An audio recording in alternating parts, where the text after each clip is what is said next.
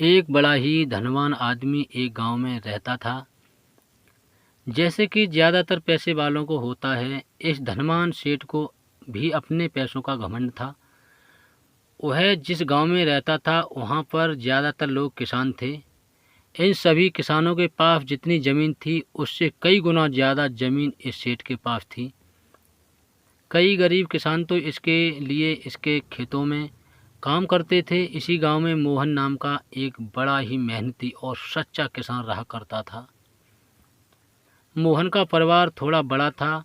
उसके परिवार में उसके बूढ़े माँ बाप, पत्नी और 3 बच्चे थे जो अभी काफ़ी छोटे थे। मोहन के पास ज़्यादा ज़मीन नहीं थी, लेकिन जितनी भी थी उसमें वह बड़ी मेहनत करता और अपने परिवार का पेट पालने लायक अनाज उगा लेता था। बाकी के किसान भी यह देखकर हैरान रह जाते कि कोई कैसे इतनी सी ज़मीन में इतना ज़्यादा फसल उगा सकता है। एक वर्ष उस गांव में काफ़ी ज़्यादा बारिश हुई, जिसके चलते कई किसानों की फसलें बर्बाद हो गईं, जिनमें से एक मोहन भी था। अब मोहन धर्म संकट में पड़ गया, क्योंकि उसके परिवार में उसके अलावा कोई और कमाने वाला था नहीं और अपने परिवार को भूखा मरते हुए वो देख नहीं सकता था। वह जानता था कि इस गांव में अगर कोई उसकी मदद कर सकता है तो वह वही घमंडी सेठ है, जिसने गांव के कई अन्य गरीब किसानों को या तो कर्जा दिया है या तो अपने यहाँ काम पर रखा हुआ है। हाथ पर हाथ धरे बैठे रहने के बजाय उसने इस सेठ के पास जाने का फैसला किया और एक दिन उनके पास पहुंच गया। सेठ के पास पहुंचकर मोहन बोला, सेठ जी, आपकी बहुत मेहरबानी होगी अगर आप मुझे थोड़ा सा कर्जा दे दें, जिससे मैं अपने खेतों में फिर से कोई फसल उगा सकूं, या फिर आप मुझे अपने यहाँ नौकरी दे दें ताकि मेरे परिवार को 2 वक्त का खाना मिल सके। घमंडी सेठ को उसकी इन बातों से कोई मतलब नहीं था, लेकिन गांव के सारे लोगों की तरह वह भी यह जानता था कि मोहन कितना मेहनती है और वह जिस भी खेत में काम करेगा वहाँ वह दोगुनी फसल उगा सकता है। सेठ ने सोचा, अगर मैं इसे पैसे उधार देता हूँ तो शायद यह इस स्थिति में नहीं है कि मुझे वापस लौटा सके, लेकिन अगर मैं इसे अपने खेतों में काम करवाता हूँ तो मुझे ज़रूर दोगुना फ़ायदा होगा।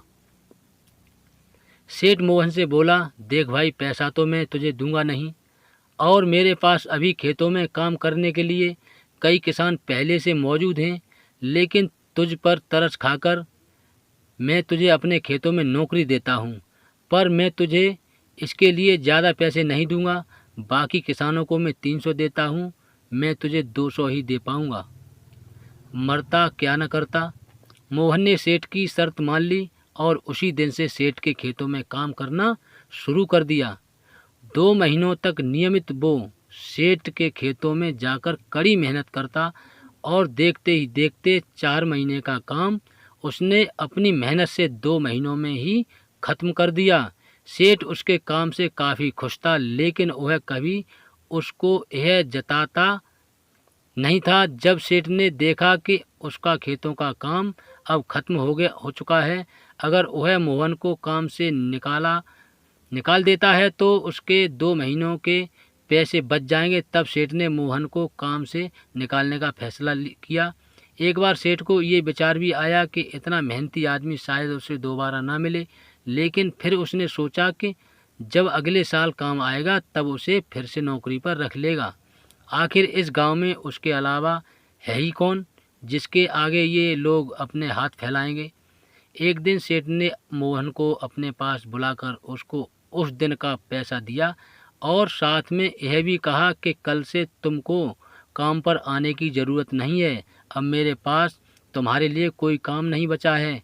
जब मेरे पास काम आएगा तो मैं तुम्हें बुला लूँगा। यह सुनकर मोहन का दिल बैठ गया। पिछले 2 महीनों से कम ही सही उसके बच्चों और परिवार के पेट में अन्न का दाना जा तो रहा था, अब वह क्या करेगा, यही सोचकर उसकी आंखों से आंसू निकल आए। मोहन ने सेठ के पैर पकड़ लिए और गिड़गिड़ाने लगा, सेठ जी, मुझे इस काम की बहुत ज़रूरत है, मुझे मत निकालिए। अपने मतलब से मतलब रखने वाला सेठ टस से मस न हुआ। उसने खरी खोटी सुनाकर मोहन को वहाँ से चलता कर दिया और मन ही मन 2 महीनों की तनख्वाह बचने से खुश होने लगा। अगले दिन जब सेठ सवेरे उठा और अपने आंगन में आया तो उसने देखा कि मोहन उसके आंगन में बैठा है। सेठ ने उसको पास बुलाकर पूछा कि क्या हुआ, तुम क्यों यहाँ बैठे हो? मोहन बोला, सेठ जी मुझे वापस काम पर रख लीजिए, आप जानते ही हैं मेरी आर्थिक परिस्थिति कैसी है, थोड़ी दया कीजिए। लेकिन सेठ ने उसकी एक न सुनी और फिर एक बार उसे बुरा भला कहकर वहाँ से जाने के लिए कहा। बेचारा मोहन अपना सिर नीचे झुका के वहाँ से चला गया।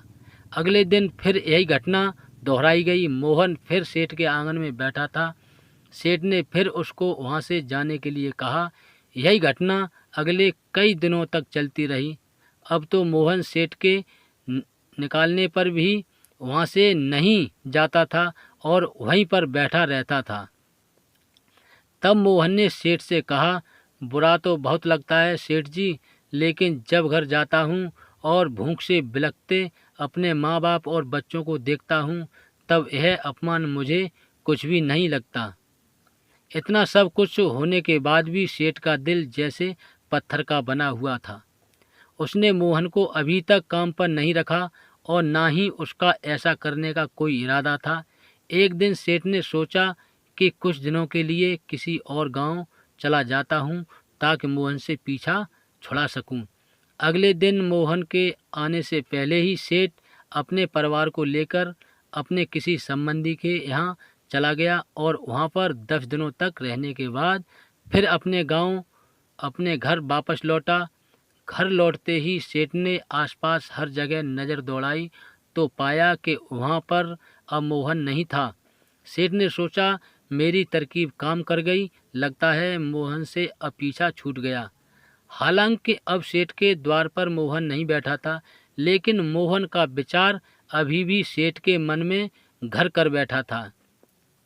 सेठ सोच रहा था मोहन इतनी जल्दी हार मानने वाला आदमी तो नहीं दिखता है। उसके साथ क्या हुआ होगा? क्या उसे कहीं कोई और काम मिल गया होगा या फिर और कुछ? इन विचारों ने सेठ को बेचैन कर दिया और आखिरकार सेठ को मोहन की खबर लेने के लिए गांव में जाना पड़ा। सेठ को मोहन का पता नहीं मालूम था, इसलिए अड़ोस पड़ोस के अन्य किसानों से पूछने पर पता चला कि मोहन घायल हो चुका है और अपने घर पर आराम कर रहा है। सेठ ने जब उसके घायल होने का कारण लोगों से पूछा तो सेठ को पता चला कि जब सेठ अपना घर छोड़कर किसी और गांव में गया था तब बंद घर देखकर कुछ चोर उसके यहाँ चोरी करने आए थे, जिनको रोकने की कोशिश करते हुए हाथापाई में मोहन चोटिल हो गया था। यह सब जानने के बाद सेठ का पत्थर का दिल भी अब मोम की तरह पिघल गया।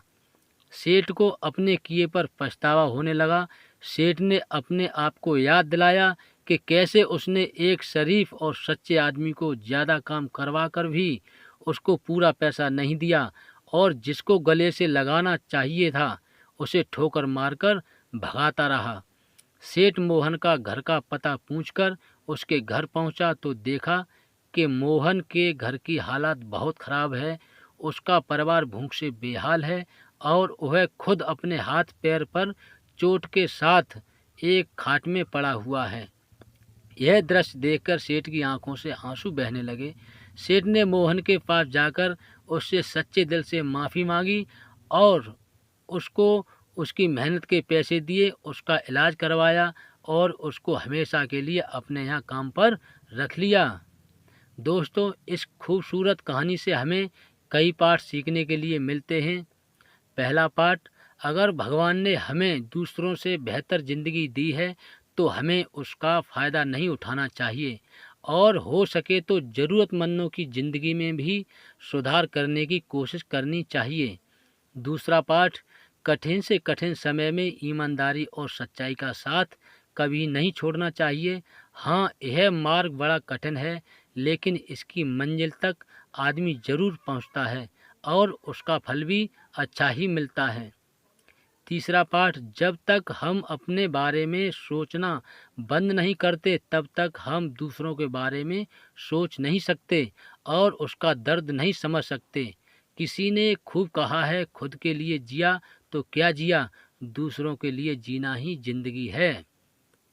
दोस्तों, कहानी कैसी लगी कमेंट सेक्शन के माध्यम से अवश्य बताएं। लाइक शेयर करें और चैनल को सब्सक्राइब करना ना भूलें। धन्यवाद।